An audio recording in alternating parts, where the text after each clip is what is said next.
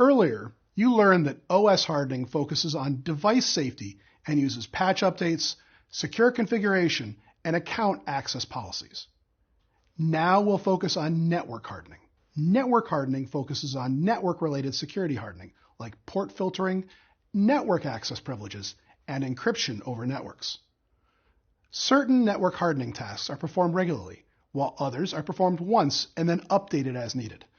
Some tasks that are regularly performed are firewall rule maintenance, network log analysis, patch updates, and server backups. Earlier, you learned that a log is a record of events that occurs within an organization's systems. Network log analysis is the process of examining network logs to identify events of interest. Security teams use a log analyzer tool or a security, information, and event management tool, also known as a SIEM, to conduct network log analysis. A SIEM tool is an application that collects and analyzes log data to monitor critical activities in an organization. It gathers security data from a network and presents that data on a single dashboard. The dashboard interface is sometimes called a single pane of glass. A SIEM helps analysts to inspect, analyze, and react to security events across the network based on their priority. Reports from the SIEM provide a list of new or ongoing network vulnerabilities and list them on a scale of priority from high to low, where high priority vulnerabilities have a much shorter deadline for mitigation. Now that we've covered tasks that are performed regularly, let's examine tasks that are performed once.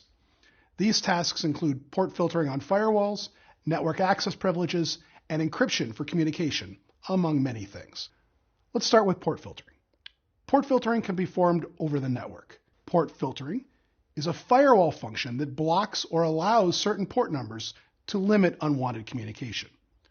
A basic principle is the only ports that are needed are the ones that are allowed.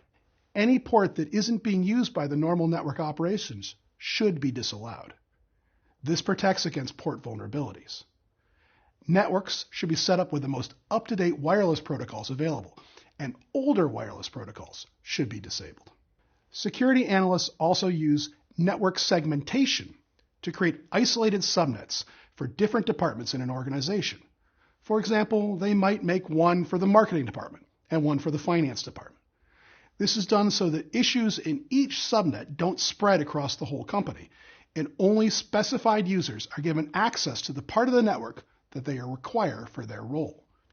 Network segmentation may also be used to separate different security zones. Any restricted zone on a network containing highly classified or confidential data should be separate from the rest of the network. Lastly, all network communication should be encrypted using the latest encryption standards. Encryption standards are rules or methods used to conceal outgoing data and uncover or decrypt incoming data. Data in restricted zones should have much higher encryption standards, which makes them more difficult to access. You've learned about the most common hardening practices. This knowledge will be useful as you complete the certificate program, and it's essential to your career as a security analyst.